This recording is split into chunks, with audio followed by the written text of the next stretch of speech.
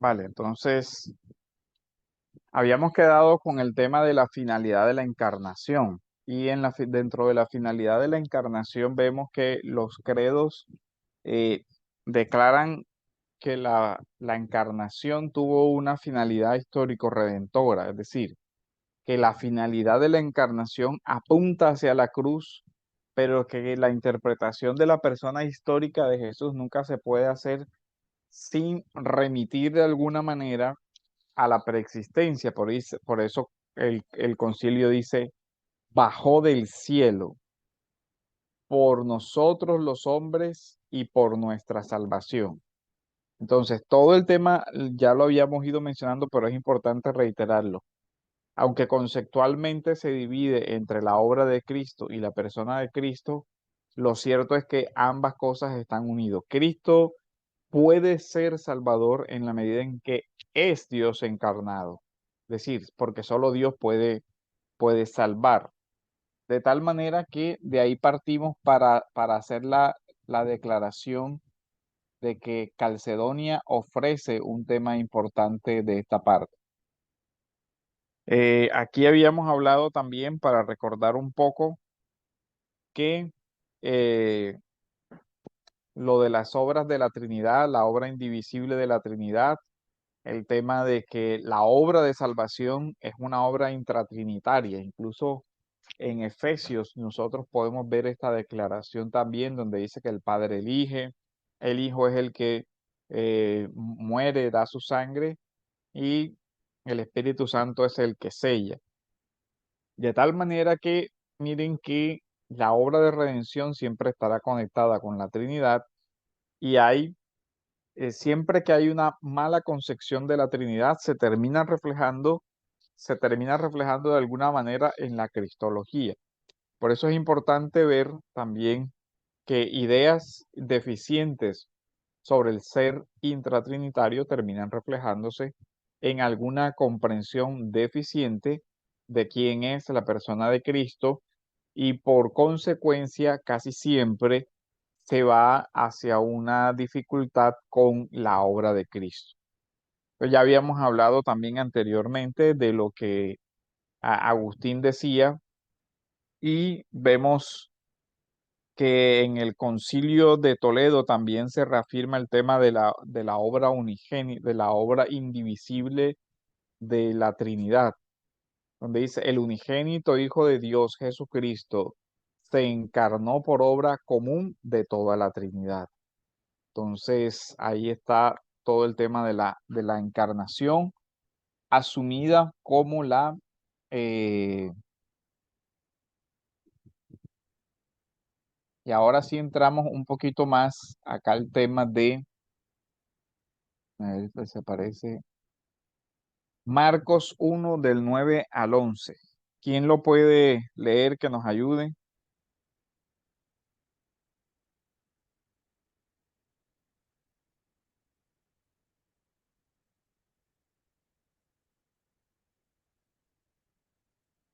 Bueno, el texto que aparece ahí dice,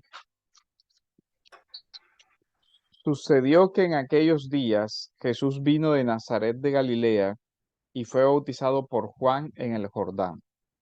Inmediatamente, al salir del agua, vio que los cielos se abrían y que el Espíritu descendía sobre él como paloma. Y vino una voz de los cielos que decía, tú eres mi Hijo amado, en ti me he complacido. Ahora, Jesús se dirige a Juan en el Jordán desde Galilea, dejando ya a su familia, y con lo que implica ya el inicio del ministerio terrenal del Señor. Y la primera pregunta que nos tenemos que hacer aquí es, ¿cuál es el significado del bautismo en concreto en la persona de Cristo? A ver, ¿quién se atrevería a formular una respuesta? ¿Qué significa el bautismo con relación a Cristo? ¿Qué significa este evento que nosotros estamos aquí? ¿Acaso implica de alguna forma algún reconocimiento de la necesidad de arrepentimiento o pecado o algo similar? ¿Cuál sería el significado del bautismo en la persona de Cristo? Adelante, mi hermano Reinaldo. Sí, iba a decir eso. Y solamente agregar de que sería, además, el inicio del ministerio del Señor, ¿Cómo? de que en realidad ibas a decir lo que dijiste en un principio, pero sería entonces agregar que entonces sería el inicio del ministerio del Señor. Sí, sería el inicio. Recuerden que, digamos que de alguna manera la presencia del Espíritu Santo está asociada a la persona de Cristo desde la misma concepción, ¿cierto? Pero lo que vemos aquí ahora es el bautismo es un lugar de la revelación de la identidad de Cristo y es un lugar de donde se le delega la autoridad por la última parte del texto. Miren que dice, y el Espíritu descendía sobre él como paloma y vino una voz de los cielos que decía, tú eres mi Hijo amado, en ti me he complacido. Entonces, ¿qué observamos ahí? Que hay una declaración de la identidad de Cristo por la boca del Padre y además por los signos visibles como son el Espíritu descendía sobre él como paloma. Entonces, aquí se ve más asociado al ungimiento de los reyes que a cualquier otra cosa. Y efectivamente se traduce en el inicio ya del ministerio terrenal o si queremos del tema de la manifestación ya de los signos del reino, porque de aquí en adelante comienza el ministerio público y comienza a verse los signos del reino representados en los milagros y en las declaraciones que Jesús hace de la presencia del reino de los cielos, extendiéndose ya a nivel, ya en su persona, porque recordemos que igual la teología del reino de los cielos venía prefigurada desde el Antiguo Testamento en todas las instituciones del rey, el pueblo, la tierra, el templo, todo eso es una imagen ya de la promesa bíblica del reino, pero ahora viene a ser representado en el rey, en la promesa que Dios le había hecho a David, un rey para siempre. Pero recordemos que en cuanto a David, obviamente fue el linaje de David y Israel como nación desaparecen en un periodo de la historia, pero el para siempre del reinado no iba a recaer sobre un hijo, eh, digamos, material de David, sino en un sentido un hijo de David, porque recordemos en el tema de las genealogías eh, que Jesús es cierto del linaje de David, hijo de David, pero ya la promesa es que ese sería el hijo eterno de Dios, también el rey eterno. Entonces, eso da una amplitud a a la promesa, porque ahora vemos que el Padre declara, este es mi hijo, y hemos de recordar también que el Salmo segundo se utilizó como salmo de entronización. Entonces, también es el tema de la entronización del rey, del ungimiento del rey, para ya dar inicio a esta etapa. También vemos aquí que hay ciertos signos que muestran una simbología muy interesante. ¿Dónde más aparece la paloma en la Biblia o asociado a qué evento específicamente?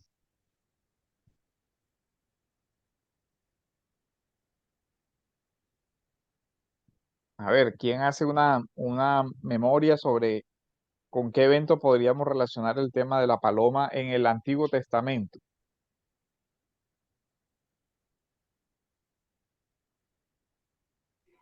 ¿Sería acaso el arca de Noé? Sí, en el Arca de Noé aparece una paloma y es significativo porque también por correlación está asociado a qué? Al pacto también.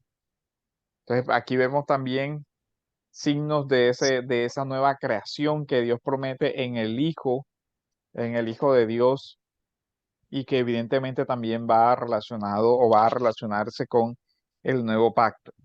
Ahora, ¿qué tenemos aquí? ¿Por qué no interpretar el bautismo de Jesús como asociándolo con las purificaciones que eran normales? Porque esas purificaciones, tanto las del Antiguo Testamento como las que se encuentran ya en el mundo rabínico del Nuevo Testamento, tienen sobre todo que ver con purificación por el pecado o por algún tipo de impureza, y en el Señor no se puede predicar ningún pecado ni ninguna impureza. ¿Por qué? Recordemos lo que dice Hebreos 4:15, porque no tenemos un sumo sacerdote que no pueda compadecerse de nosotros, de nuestras flaquezas, sino uno que ha sido tentado en todo como nosotros, pero sin pecado. Luego no podemos ver entonces el bautismo como algo así como el lugar de la conversión de Jesús, o el lugar del arrepentimiento de Jesús, o el lugar de, ¿qué será?, del perdón de los pecados de Jesús, porque nada de esto corresponde a la realidad de el Hijo de Dios encarnado y de su impecabilidad, porque ni siquiera nace, recordemos, ni siquiera nace con la carga heredada del pecado de Adán, porque hay un nacimiento sobrenatural, virginal, que le libra también de esa línea de heredar la corrupción de la naturaleza que se viene dando desde Adán. Por eso era necesario también que el Hijo pues tuviera un nacimiento sobrenatural, como también librarlo de de que no se contara dentro de los hijos que habían caído en la condenación después de Adán. En aquellos días, vemos que la expresión en aquellos días, esta expresión muy comúnmente en el Antiguo Testamento se usa para designar promesas cumplidas o cumplimientos de realidades escatológicas. Y aquí voy a necesitar que me ayuden con leer varias citas. Alguien que busque, por favor, Éxodo 2:11. Otra persona que vaya buscando Jeremías 31:33. Otra persona que busque Joel 3:1. Y otra persona que busque Zacarías 8:23. Entonces, Éxodo 2:11 Éxodo 2:11. ¿Quién lo puede leer? de así: en aquellos días sucedió que crecido ya Moisés salió a visitar a sus hermanos, lo vio en sus duras tareas y observó a un egipcio que golpeaba a uno de sus hermanos hebreos. Ok, en aquellos días, miren, asociado a qué se usa el término aquí, ya a lo que es el comienzo de, de la liberación. Ahí comienza la historia donde Moisés lo mata a los egipcios, sale, y comienza la revelación de Dios. Jeremías 31:33.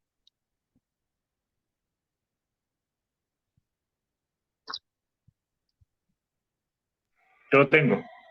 Sí, Pero este es el pacto que haré con la casa de Israel después de aquellos días, dice Jehová. Daré mi ley en su mente y la escribiré en su corazón. Y yo seré a ellos por Dios y ellos me serán por pueblo. entonces la expresión viene asociada también en aquellos días a eventos escatológicos, a la promesa de un nuevo pacto. Joel 3:1.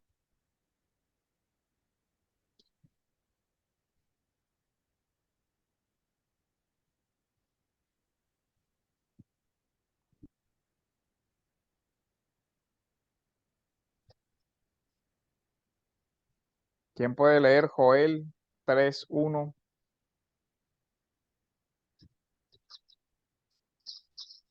Yo lo leo, paso. Ok, Joel 3:1 sí. dice: porque aquí que en aquellos días y en aquel tiempo en que haré volver la cautividad de Judá y de Jerusalén. En aquellos días se usa para el tema de un evento escatológico. Zacarías 8:23.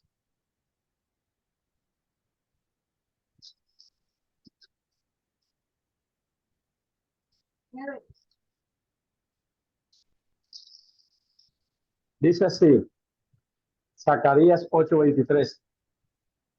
Así ha dicho Jehová de los ejércitos. En aquellos días acontecerá que 10 hombres de las naciones de toda lengua tomarán del manto a un judío y le dirán, iremos con vosotros, porque hemos oído que Dios está con vosotros. Miren que la expresión aquellos días va teniendo siempre como una asociación con eventos que sucederán hacia el futuro.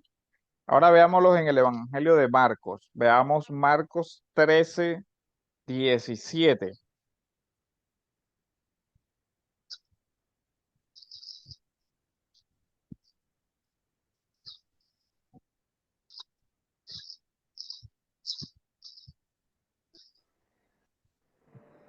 Yo leo. Ajá. Mas hay de las que estén encintas y de las que críen en aquellos días. Orad pues que vuestra huida no sea en invierno, porque aquellos días serán de tribulación, cual nunca ha habido desde el principio de la creación que Dios creó, hasta Ok. este tiempo ni la... Versículo 19 de ese mismo capítulo. Porque en aquellos días serán de tribulación cual nunca ha habido desde el principio de la creación que Dios hizo hasta este tiempo, ni la habrá. Versículo 24. Pero en aquellos días, después de aquella tribulación, el sol se oscurecerá y la luna no dará su resplandor. Entonces miren que lo que aparece en una lectura de pasada como una expresión para introducir algo, simplemente algún orden cronológico, realmente esconde una profunda implicación escatológica, porque lo que está haciendo Marcos es conscientemente vinculando esta expresión en aquellos días con un evento escatológico. De hecho, no es nada nuevo porque leamos Marcos 1:2.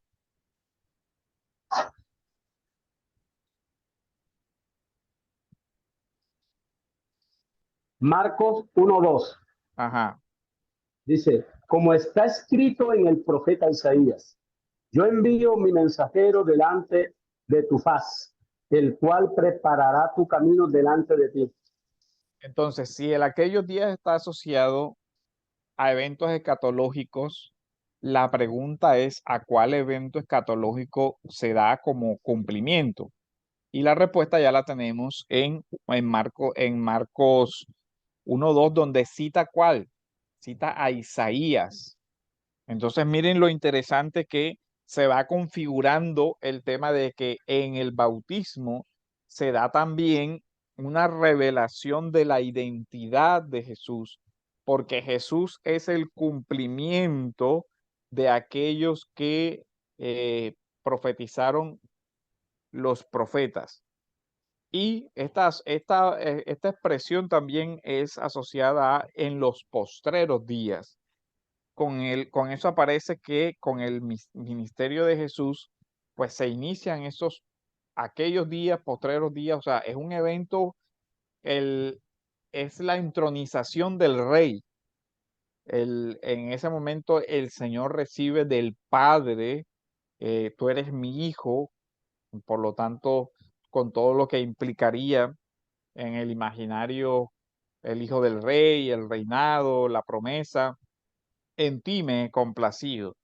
De tal manera que nosotros vemos aquí que a partir de ahí se va a iniciar el ministerio del Señor como un llamado al reino, como un llamado a ingresar en el reino al que el resto de las personas entran por el arrepentimiento y por el signo externo de ese arrepentimiento, ¿cierto? Que es el bautismo. Ahora veamos Marcos 1:15.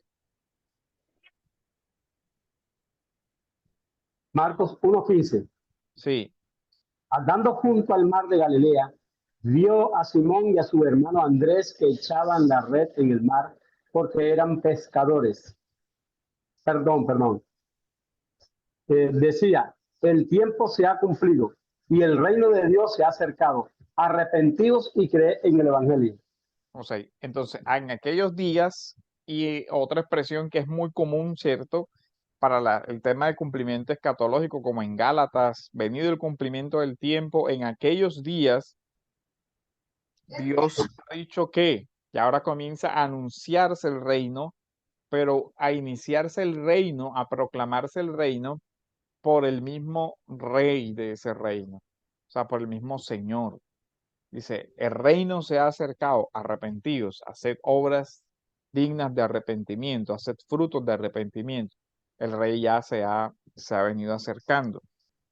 De tal manera que lo que nosotros estamos viendo aquí es los oficios también, de aquí se hace una relación con los oficios, ¿cierto?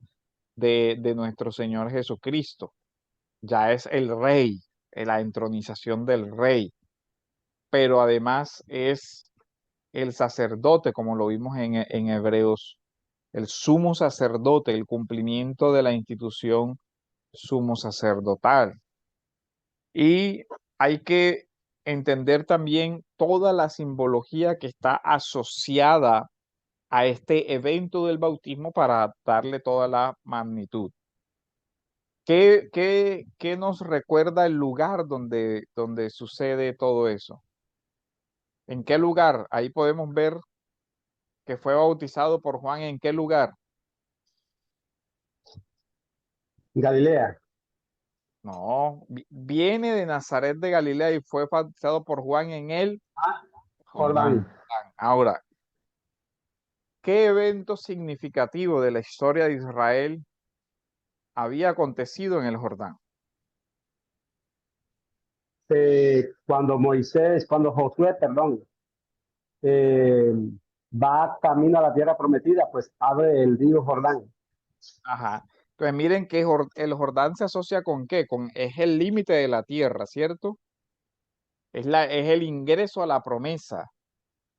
¿Y el desierto con qué tiene que ver? Con un lugar de sufrimiento, de sencillez. Te recuerden Deuteronomio, Dios los hizo pasar por este angustioso y terrible ¿qué? Desierto. Desierto. Lo que viene a ser una imagen del peregrinaje de Israel. Entonces, si lo trasladamos a la persona de Cristo, Jesús es la tierra de la promesa, el que da ingreso a la promesa, ¿cierto? Y además, el que lleva al pueblo ahí a la identificación con el pueblo, porque Jesús va al desierto donde el pueblo falla y ahora las aguas, de alguna manera, había un signo distintivo de que las aguas se dividían. Bueno, la experiencia también evoca el tema del río abierto y todo eso. O sea, comienza para Israel una nueva etapa en la historia. El Hijo de Dios ungido es bautizado y como hemos visto, se da el tema de la misión, porque al rey se le ungía. ¿Para qué cosa? Para un símbolo visible exterior de que de ahí en ese momento en adelante comenzaba su qué, su Ministerio. reinado, su ministerio. Entonces aquí vemos a Jesús ejerciendo qué cosa, el ministerio de rey, el ejercicio de rey. En otros aspectos lo vemos como sacerdote y también como profeta. Entonces, aquí viene el tema. El significado del bautismo. eh, Cuando subía del agua, vio abrirse o rasgarse los cielos. Dios ha rasgado los cielos definitivamente, pues que se ha hecho hombre, ha venido a vivir entre nosotros. Se ha cumplido el anuncio de lo que había sido prometido por el profeta también, que Jesús es el Emanuel, el Dios con nosotros. Y es interesante ver eh, citas donde se habla de desgarrar los cielos. ¿Alguien puede buscar Isaías 63:11?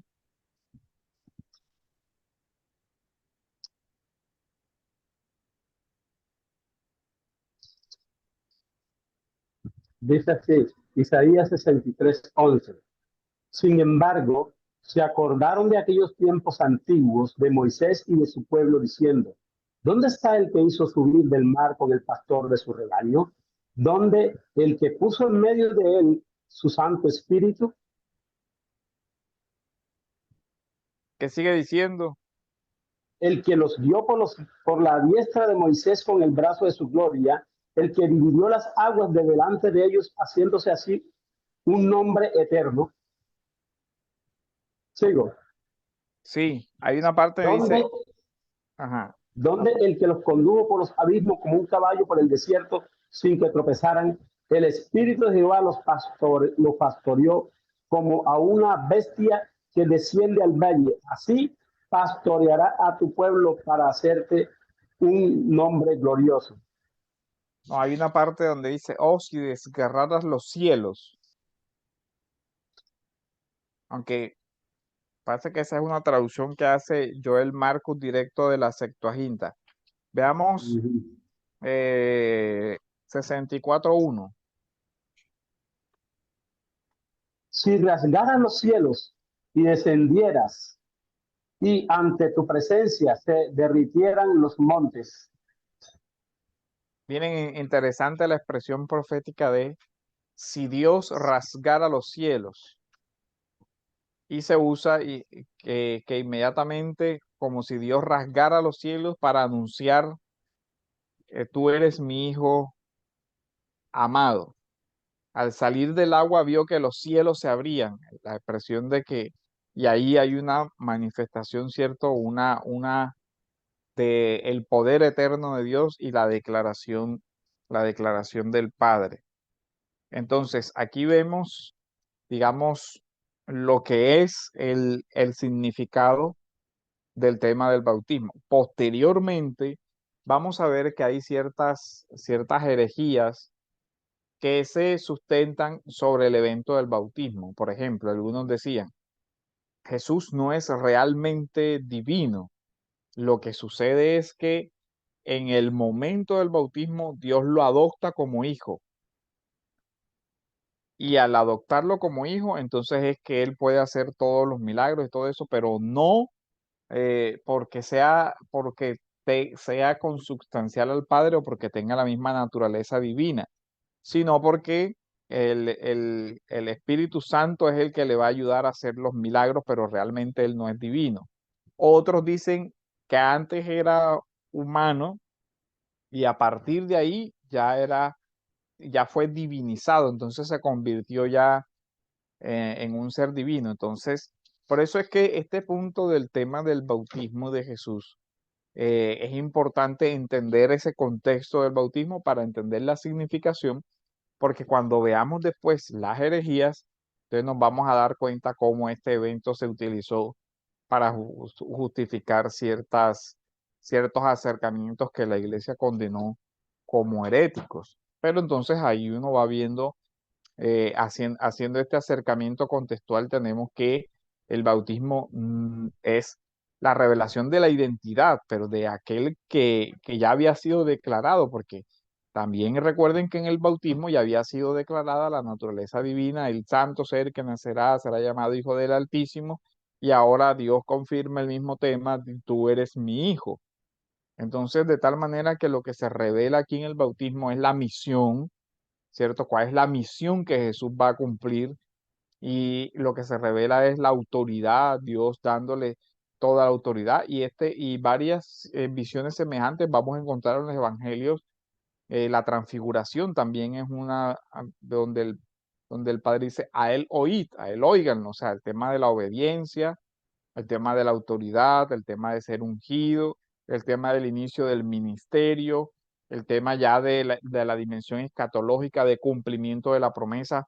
Todos esos eventos están relacionados al cumplimiento del Mesías, el cumplimiento ya de este bautismo. Incluso ya yendo a temas escatológicos más, hay escuelas escatológicas que vinculan el tema de el ungimiento del Mesías príncipe con las profecías de Daniel, pero en todo eso no nos vamos a meter porque ya excede el tema de lo que veamos, pero es para que tengan todas las, digamos, las referencias o pero igual desde un acercamiento general al significado histórico y teológico del evento del bautismo. Eso es especialmente importante. Después viene el tema de la doble naturaleza. No sé si alguien puede ir, bueno, yo tengo acá el tema de la definición de Calcedonia. Miren lo que dice la definición de Calcedonia. Nosotros entonces, siguiendo a los santos padres, todos unánimes enseñamos que se ha de confesar a un solo y el mismo Hijo, nuestro Señor Jesucristo, el mismo que es perfecto en deidad y el mismo que es perfecto en humanidad, verdadero Dios y verdadero hombre, el mismo con cuerpo y alma racional. Este es por el tema del apolinarismo. Consustancial con el Padre en cuanto a su naturaleza divina y el mismo consustancial con nosotros en cuanto a su naturaleza humana. En todo semejante a nosotros, pero sin pecado, recordemos Hebreos. Engendrado por el Padre en la eternidad en cuanto a su naturaleza divina, sin embargo, en estos últimos días, este mismo, por nosotros y por nuestra salvación, nacido de María la Virgen, la Madre de Dios, en cuanto a su naturaleza humana, reconocemos a uno solo y el mismo Cristo. Y aquí vienen unos títulos cristológicos: Hijo, Señor, Curios, aparece en el Nuevo Testamento como la expresión griega, unigénito, en sus dos naturalezas. Dos naturalezas sin mezcla ni confusión, sin cambio ni mutabilidad, sin división y sin separación.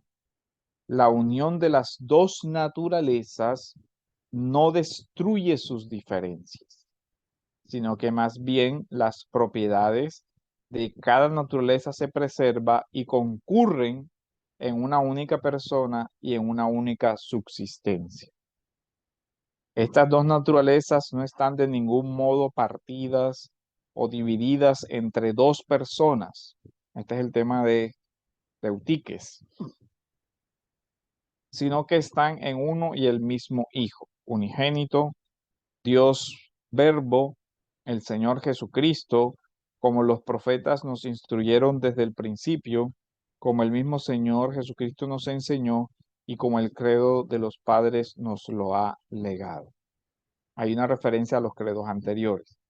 Ahora, aquí hay una gran cantidad de fórmulas de contenido que las vamos a ir desglosando también cuando veamos el tema de las herejías, porque las herejías son, digamos, o los credos, los credos son, digamos, una configuración de identidad frente a las opciones que se consideraron extremas. Recordemos algo, digamos que lo que hace Calcedonia y la mayoría de los credos es colocar ciertos límites. O sea, no, miren que la mayoría de las formulaciones son los que se conocen como de teología por la vía negativa. Dicen, sin confusión, sin mezcla, sin esto, o sea, en negativo, no dos personas, en fin. Lo que se hace aquí es tomar y colocar ciertos límites que van a designar. Sobre Cristo no podemos afirmar esto, o sea, no podemos afirmar esta cosa. Ahora, el misterio de la persona de Cristo, su ser interior y todas esas cosas, no lo formula en manera positiva los concilios, porque no encuentra todavía cómo, digamos, exponer de la mejor manera, dada la limitación del lenguaje humano, esas verdades tan complejas de las Escrituras sobre el ser de la persona de Cristo. Lo que los concilios nos dan entonces es como un marco. Decir, bueno, hay ciertas cosas que declaramos como que son extremos heréticos, pero no se dedica a profundidad a desarrollar el cómo es el ser eh, interior de Cristo. Simplemente dice, no se puede negar sobre las naturalezas, no se puede decir que se confunden o que una absorba a la otra, no se puede decir que cambian de un momento a otro porque son sin cambio y sin mutabilidad, no se pueden separar las naturalezas porque estaríamos hablando de un ente extraño, en fin.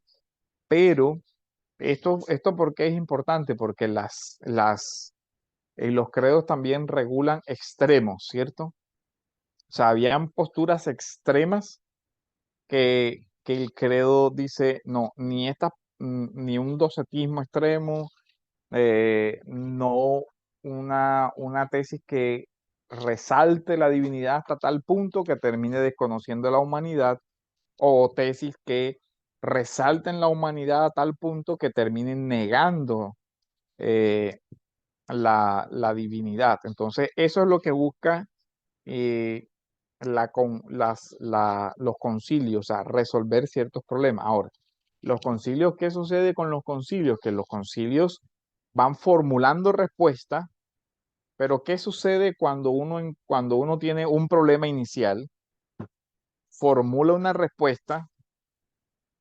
Resulta que la respuesta entonces va a generar ciertos otros interrogantes y así va creciendo el dogma. El credo de los apóstoles respondió a ciertas cosas, luego ya no fue suficiente y así, porque se va creciendo en complejidad y además aquí la teología va formando un lenguaje para responder. Ese lenguaje, digamos que se convierte como en una especie de consenso y en la vía para establecer ciertas verdades, o sea, para poder expresar esas verdades. Y se va desarrollando un lenguaje que es técnico. Ahora, esto es normal en todas las ciencias. La medicina tiene un lenguaje específico, el derecho tiene un lenguaje específico, eh, la arquitectura tiene sus referencias de lenguaje, o sea, expresiones propias de esa ciencia para determinar o para designar ciertas cosas. Y así también la teología fue construyendo un lenguaje para que todo el mundo supiera de qué se estaba hablando. Entonces, digamos que eh, la teología también exige una cierta formación y preparación. ¿Cuáles son las implicaciones de esto? Que uno puede notar quién pertenece, digamos, a la ciencia si conoce o no conoce el lenguaje. Alguien, por ejemplo, un físico, un matemático, qué sé yo, sabe quiénes son sus pares cuando ve que alguien puede desenvolverse en el lenguaje que él está hablando. Un profano en la ciencia es alguien que por lo general no conoce la conceptualización de la ciencia porque no maneja el lenguaje. No es competente para entender el lenguaje y no es competente para hacerse entender en ese lenguaje. Digamos que cuando con la teología pasa lo mismo. Para llegar a ser competentes en leer una obra de teología se requiere cierto lenguaje. Por eso es que cuando la persona comienza a estudiar teología, va comenzando con las introducciones que lo van familiarizando con el lenguaje. Bueno, con todo el desarrollo dogmático de la cristología pasa eso. Los credos fueron formulando un lenguaje. Ahora, un lenguaje que para muchos o que principalmente usó la conceptualización griega. ¿Por qué? Porque fue el contexto donde se dieron estos debates y digamos que era el lenguaje que estaba usándose en ese momento. Pero venimos recordando lo que ya hemos dicho anteriormente. No quiere decir que porque el vehículo sea la conceptualización griega, las ideas sean las del helenismo, sino que estos concilios y estas declaraciones sobre la cristología son válidos sí y solo si son adecuados resúmenes de la verdad de la escritura. Porque recuerde que hay una sola regla infalible, que es la escritura. No hay ninguna otra regla que sea infalible.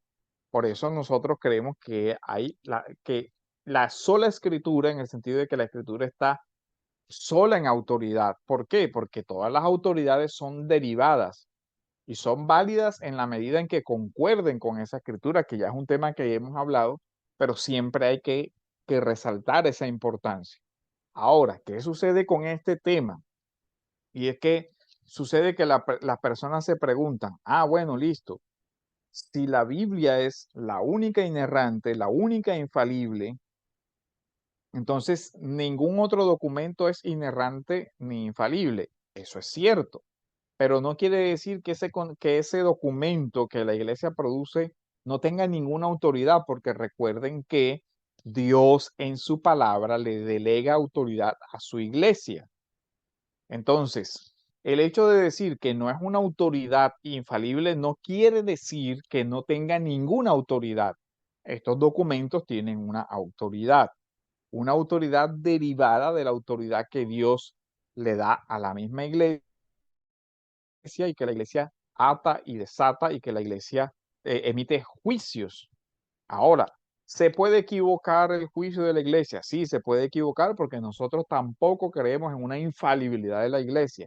Lo que sí resaltamos es que, dado que creemos que hay un ejercicio de discernimiento, de estudio, y que ese estudio ha formado una tradición que es importante, que ha conservado la ortodoxia, que ha conservado todo eso, hay que tener cuidado al momento de no despreciar esa herencia, porque hoy ya sea que olvidemos ese lenguaje, porque pasa mucho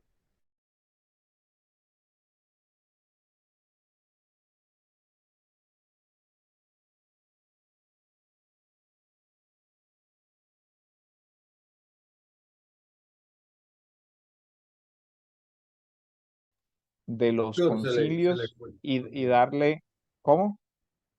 No, no, qué pena, Ya. tranquilo. Entonces, volver a familiarizarnos con ciertos debates antiguos que están regresando, pero también volver a familiarizarnos con el lenguaje. ¿Para qué? Porque es necesario para leer ciertas obras de cristología, sobre todo las medievales y patrísticas, porque digamos que las que ya son contemporáneas a nosotros se nos hace un poquito más semejante el lenguaje, y además semejante a las categorías conceptuales, porque ya son las categorías conceptuales que corresponden a la mentalidad en la que nosotros nos hemos formado, que es la mentalidad de la ilustración. Entonces, mientras que la mayoría de la teología de la iglesia se ha formado históricamente antes de la ilustración. Entonces, nosotros realmente tenemos un gran problema con esto, con la idea clásica de la doctrina clásica de la cristología y la doctrina clásica incluso de Dios, porque mucho de esa riqueza la hemos perdido eh, al tener una dificultad de acceso, porque no manejamos los conceptos. Y eso también lo tratábamos, bueno, acá no, nosotros no hemos visto, bueno, yo no sé si ya vieron patrística, pero creo que no lo vieron. Era uno de los enfoques que trabajaba con la sede de Barquisimeto cuando trabajamos patrística. Gran parte de la iglesia ignora esa teología porque simplemente tiene como vestigios. Y recuerden que en el periodo de los primeros 5 siglos fue donde se va decantando la terminología que va a ser posteriormente usada hasta, hasta la entrada la modernidad, sobre la doctrina de la Trinidad y sobre la doctrina de la Cristología.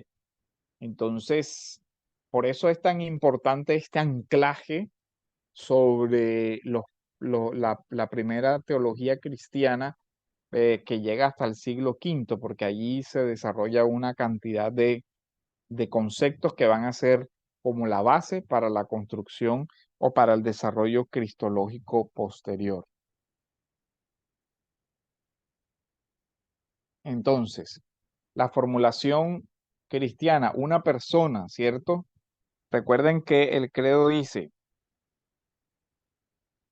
Estas dos naturalezas no están de ningún modo partidas o divididas entre dos personas, no son dos personas, sino que están en uno y en el mismo Hijo, unigénito, Dios, Verbo, el Señor, como los profetas nos instruyeron desde el principio, como el Señor Jesucristo nos enseñó y como el credo de los padres nos los ha legado.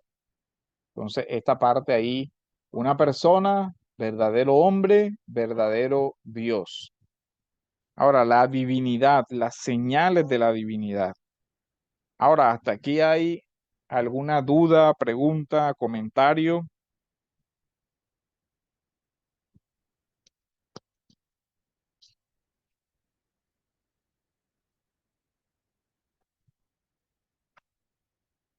¿No hay preguntas hasta aquí? Sí, profesor.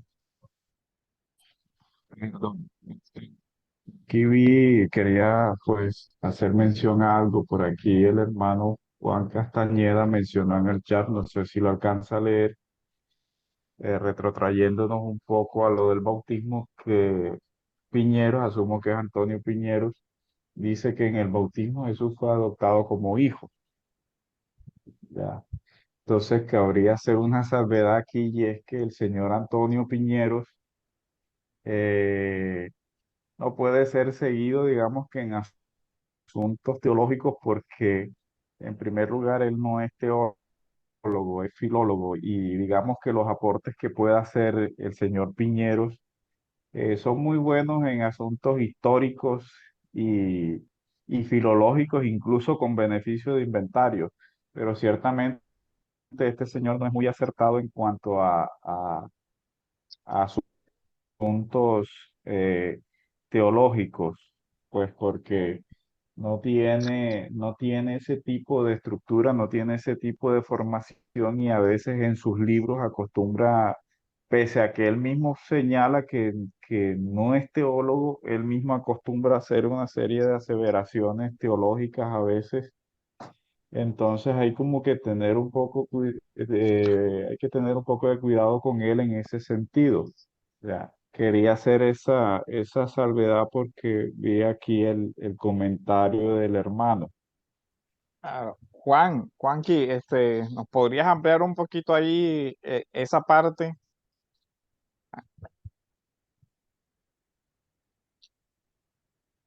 No, mi hermano, así, yo que comenté que ese hermano lo vi en un video opinando acerca de eso, de que él dice que Marcos da a entender, el evangelista Marcos da a entender de que Cristo recibió por adopción el ser hijo de Dios en el bautismo, ¿ya? Sí. Entonces, Y miren, quería como aclarar eso. y no es una idea nueva, esa idea fue condenada en la historia de la iglesia, y cuando veamos la herejía lo vamos a ver. Incluso hay quienes lo formulan de la siguiente manera. Jesús es meramente un hombre, ¿cierto? Lo formulan así. Entonces dice, el Espíritu de Cristo desciende sobre él en el bautismo. Y a partir de ahí es que entonces es el tema, pero no porque él sea divino, sino porque algo así como que se cristifica cuando el Espíritu desciende sobre él. Entonces es como si pasara de ser un hombre a pasar a ser divino, pero ahí, como si en el bautismo se diera una transformación de naturaleza. Pero ojo que eso no es así porque ya hemos visto que en la encarnación asume qué cosa, ¿cierto?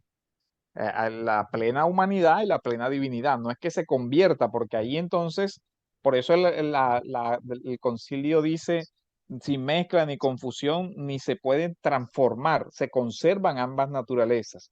Y ahí después yo les envié unos artículos relacionados con un tema que quiero que lean, y es el tema de la comunicación de idiomas, porque es una doctrina que casi no se maneja. Y la comunicación de idiomas tiene que ver cuando a veces se habla de una de las naturalezas, entonces las personas entienden que se desconoce la otra. No, como es una sola persona, está hablando de la persona completamente. Aparece Gaspar y aparece Reinaldo con la mano levantada. Sí, buenas noches, Pastor. No sé si de pronto entendí mal con respecto a que usted dijo que cuando Cristo inició su ministerio a través del bautismo, él en ese momento fue adoptado como hijo. Este, de hecho, se puede malinterpretar y se puede caer en la doctrina. Hay que enfatizar a qué se refiere, porque se puede caer en la herejía del adopcionismo, en la cual Cristo nació como un hombre, un niño normal, fue aprendiendo, y en la medida que, como lo dice la Escritura, él iba creciendo en estatura y sabiduría, pero que cuando, pero Cristo, desde que inició en el nacimiento, él nunca dejó de ser divino, nunca dejó sus atributos desde el momento de la encarnación. Solamente que él empezó a desarrollar sus atributos es a partir del ministerio.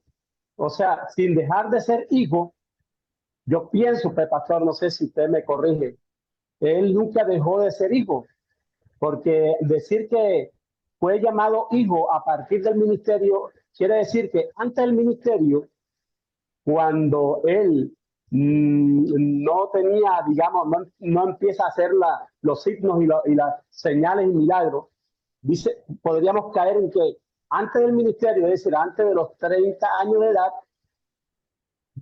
vivió como un hombre normal, que de hecho vivió, creció, aprendió obediencia. Es más, creo que Cristo no pudo, digamos, aunque era Dios y no dejó sus atributos desde el momento de la concepción, pienso que él cumplió toda justicia y aprendió como un hombre lo que lo que podríamos aprender de nosotros, en cuanto a que iba creciendo en sabiduría y estatura. Entonces, no sé, pastor, si estoy errado, Sí. pero tenemos que ser muy prudentes en llamar hijo de Dios, no exactamente en el hijo adoptivo de Dios, porque caemos en la doctrina del adopcionismo. Sí, porque es que el adopcionismo que formula que en algún momento, sobre todo en el evento del bautismo, la naturaleza humana se convierte en divina por la acción del Espíritu Santo. Eso no se puede aceptar.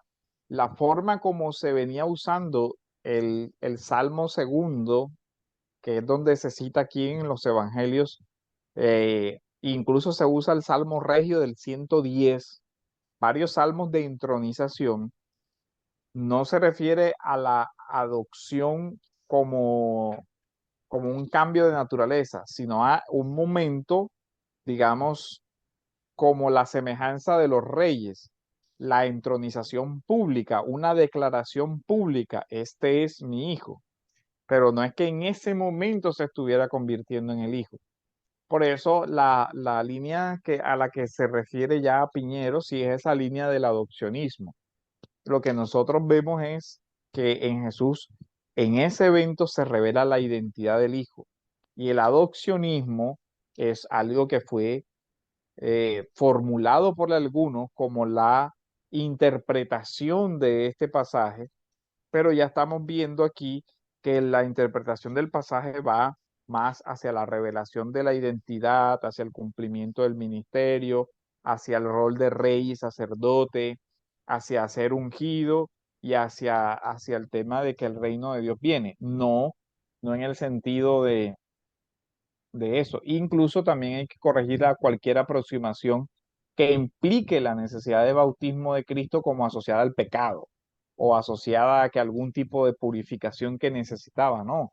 Es un evento particular, por eso no se hace, a él no se le aplica el llamado de Juan, vení, bautícense para el tema de arrepentimiento, no, porque obviamente estaba pasando otra cosa, un evento totalmente distinto en el bautismo.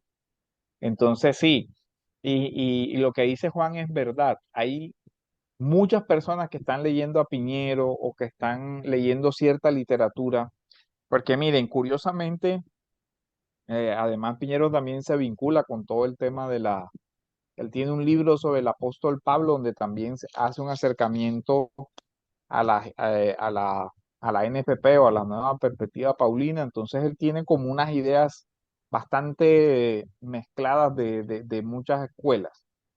Y ciertamente hay que leerlo con mucha prudencia y con beneficio de inventario por sus posturas.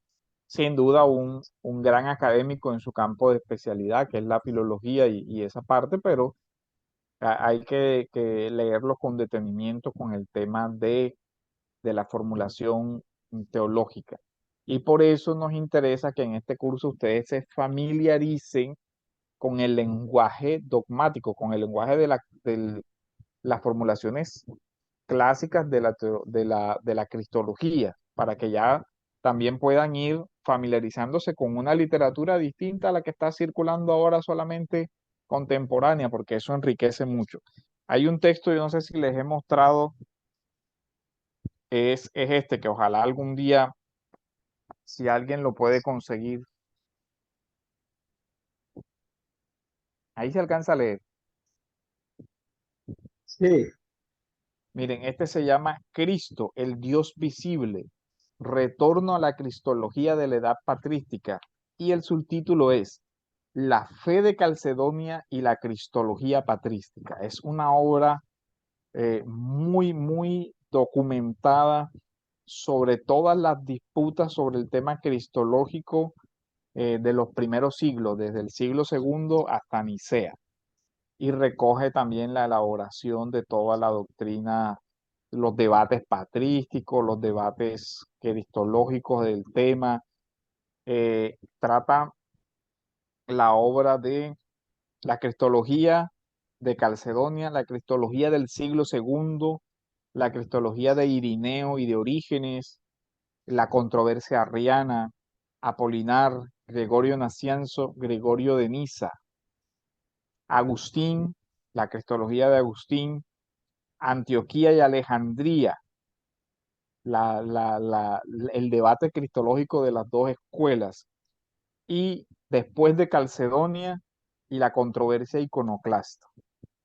Entonces, digamos que, miren, lo que nosotros estamos haciendo aquí es haciendo el sobreesfuerzo de sintetizar lo que más podemos para que usted se lleve como un recorrido por el tema de la cristología, pero la idea es que no se quede solamente con lo poco, con el resumen, la síntesis de la clase, sino que a partir de aquí use en lo que nosotros vemos en los concilios es un resumen, o sea, pero no conocemos el contexto del debate. Y obviamente nuestra comprensión de esas síntesis doctrinales es muy poca porque no conocemos cuál era el debate, qué fue lo que pasó y cómo se llegó a la conclusión. Entonces, eso como para animarlos a que esto sea el motivo de investigación y también aprovechando para que vayan de entre todos estos temas que estamos viendo, por ejemplo, el tema del adopcionismo podría ser una línea de ensayo interesante, pero que usted dijera, bueno, el adopcionismo en la historia y también el resurgir del moderno adopcionismo o el monofisismo o el apolinarismo que se está viendo que están resurgiendo. Entonces sería interesante que ustedes vayan haciendo líneas de investigación de eso y que podamos socializarlo aquí también. Pastor, disculpe, ya voy trabajando un poquito así en el tema de la antropología cristológica. ¿Qué libro me podría usted recomendar? Hay uno que es una de que yo tengo uno que se llama ahora mismo no recuerdo el nombre de Me editorial. lo pasa me pasa por Sí, el personal. vayan Sí, pasándome sí. los temas para yo poder ir buscando la bibliografía que les puedo recomendar de acuerdo al tema e írselas mandando de la lista. Mira, te puede servir esto, te puede servir esto, y vayan trabajando sobre el ensayo. Reinaldo, Creo que tiene... Sí, pastor. Recuerdo que ya hace un ratico, usted dijo que por lo menos de que los credos de Calcedonia, entre otros, fueron apareciendo después de el credo como tal de los apóstoles, debido a que ya no era suficiente. Y yo sé que no lo dice de forma negativa, pero por lo menos, ¿a qué nos referimos en esa parte? Es decir, por las exigencias del tiempo y la cantidad de sectas que estaban surgiendo como qué. Claro, porque cuando ellos van resolviendo una pregunta, pero al mismo tiempo surge otra. Entonces, por ejemplo, bueno, es plenamente humano, listo, establecido que es plenamente humano. Entonces dice, ¿eso qué quiere decir? Que tiene libertad, que tiene razón, tiene un alma racional. Entonces surgen las respuestas. No, no puede tener un alma racional porque en él habita el logos de Dios. Por poner un ejemplo con el tema del apolinarismo, que es como uno de los debates así. Resulta que ese debate no se da en los primeros credos, pero llega un momento en el que ya está establecida la humanidad y a partir del establecimiento de eso surgen otras preguntas. Ah, pero tiene una voluntad como de nosotros. Puede llegar a pecar. Eh, o O por ejemplo, dice, ah, pero hay un pasaje que dice que no conoce, entonces el conocimiento es limitado, pero ¿cómo así? Entonces, a medida que se van dando respuestas, también se van generando nuevos interrogantes. Y a esos nuevos interrogantes surgen multitud de respuestas, muchas de ellas salidas de la regla de la fe. ¿Recuerdan el concepto de la regla de la fe, la regula fidei? Entonces, lo que después va haciendo los credos es complementando la respuesta, decir, bueno, sí, pero tampoco podemos aceptar esto, tampoco podemos aceptar esto, y así se va dando un desarrollo dogmático, ¿cierto? Una mejor concreción del dogma sobre la persona de Cristo. Y miren, hay preguntas que, por ejemplo, no se formularon durante cierto tiempo en la iglesia y después de varios siglos, de varios debates, se genera otra pregunta. Ah, pero no nos habíamos dado, como digamos, con cada afirmación se genera una pregunta. Bueno, afirmamos esto y después a partir de ahí dice, ah, bueno, pero si afirmamos esto, ¿qué queremos entonces sobre tal cosa? Y dice, ah, ok, bueno, listo. Entonces, sobre eso lo respondemos así. Y así se va articulando una teología también. Entonces, el conocimiento de la iglesia va creciendo. Miren, por ejemplo, que el credo apostólico presupone el tema de la Trinidad, ¿cierto? Creo en Dios Padre omnipotente, creo en el Hijo, creo en el Espíritu Santo. Pero cuando ya se comienza la pregunta, ¿y cómo es la relación del Padre con el Hijo? Que no respondió el credo porque en ese momento no, ya se necesita una articulación. Entonces viene la propuesta de la respuesta de Arrio.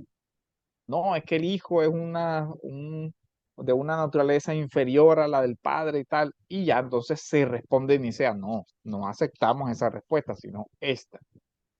Y ahí, pero Nicea deja cosas todavía que en ese momento no están del todo definidas. Por ejemplo, Nicea también, la afirmación sobre el Espíritu Santo es muy pequeña, ya después se va desarrollando un poquito más y así.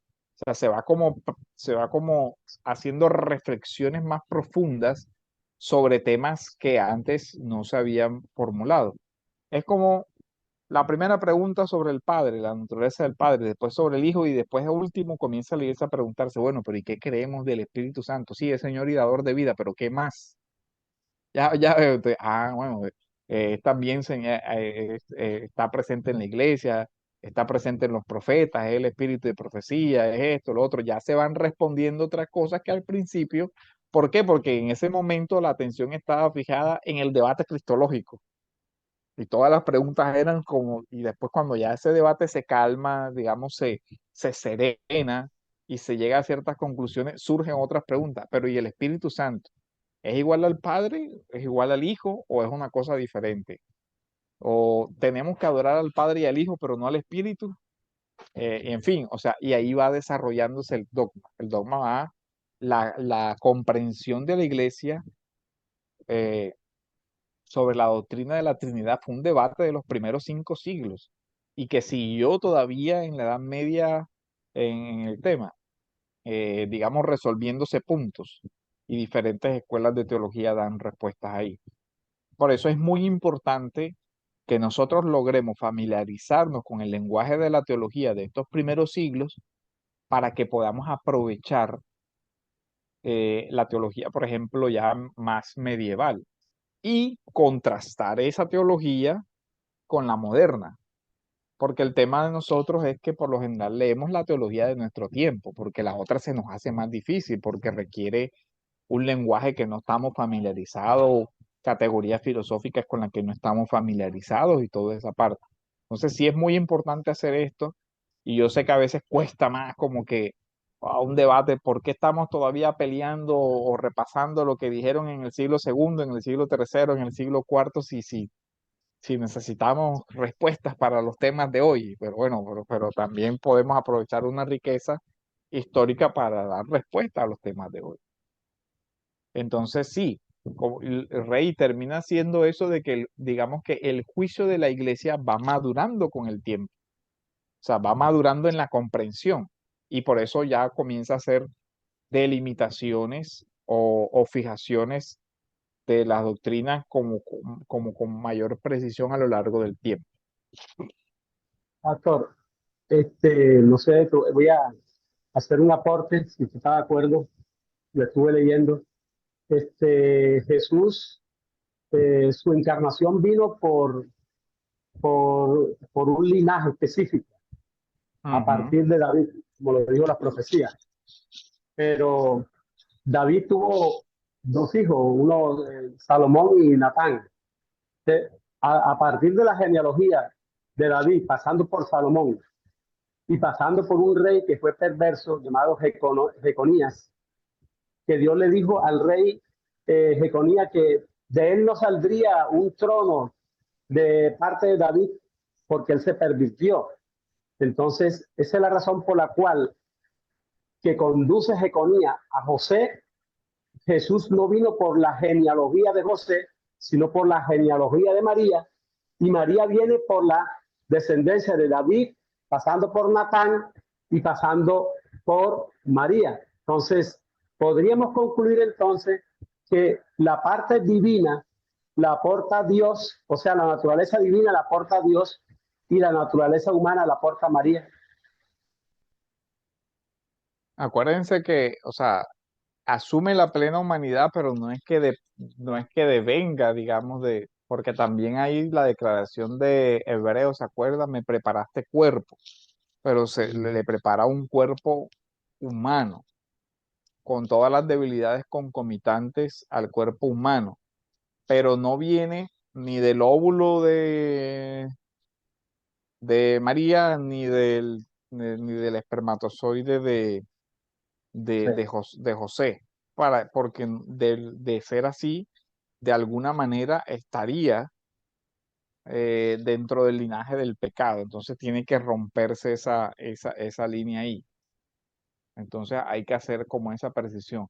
Yo sí he escuchado el tema de Jeconías hace rato, miré esa parte porque también dentro del judaísmo hay una objeción muy fuerte de ese punto, porque ellos dicen no puede prevenir de ese linaje toda vez que hay un juicio, una sentencia contra el tema de Jeconías. Pero ahora mismo no recuerdo cuál es, cómo se da la respuesta a eso. De hecho, hace muchos años, un amigo que le gusta mucho ese tema de la genealogía y no sé qué, hizo una investigación de eso y dio una respuesta, pero ahora mismo no la recuerdo. Valdría la pena preguntarle a ver qué fue lo que él concluyó de esa investigación y si todavía tiene esas notas por ahí. ¿Hay alguna pregunta, duda, comentario? Si no, entonces dejamos acá para continuar y no comenzar el tema y dejarlo mucho. Pero también le voy a mandar unas lecturas para que vayamos realizando para complementar este capítulo. Entonces, eh, bueno, hermanos, descansen. Retomamos entonces. Les voy a mandar, ya yo mandé las lecturas En el grupo están, ¿verdad? Jonathan se las envió, pueden ir leyendo también y les pido que yo mandé varios links sobre el tema de la comunicación idiomática. Si no los tienen ahí, los voy a volver a enviar para que los lean para la próxima. Y les voy a enviar un librito de FLET que les voy a señalar las páginas que necesito que lean para la próxima, para la próxima, para la próxima clase. ¿Cuándo ¿Ok? es la próxima clase? El lunes. Jonathan, es lunes, ¿verdad? Este lunes no tuvimos porque obviamente era el tema del, del festivo. Sí, el Jonathan, ¿es lunes o es martes? lunes, lunes. Lunes, sí, este lunes por el tema del festivo y el jueves pasado porque estaba en Cartagena con el tema de la clase de hermenéutica, que de paso les recomiendo que la pudieran ver. Creo que ellos la subieron en su canal en el Facebook. Creo que la publicaron en el Facebook en vivo y quedan ahí como en el Facebook. Voy a buscar para ver y la socializamos acá también para que les sea de provecho a ustedes. Bueno, hermanos, vamos a orar. Mañana o de pronto ahorita más tarde les hago llegar los textos para que leamos.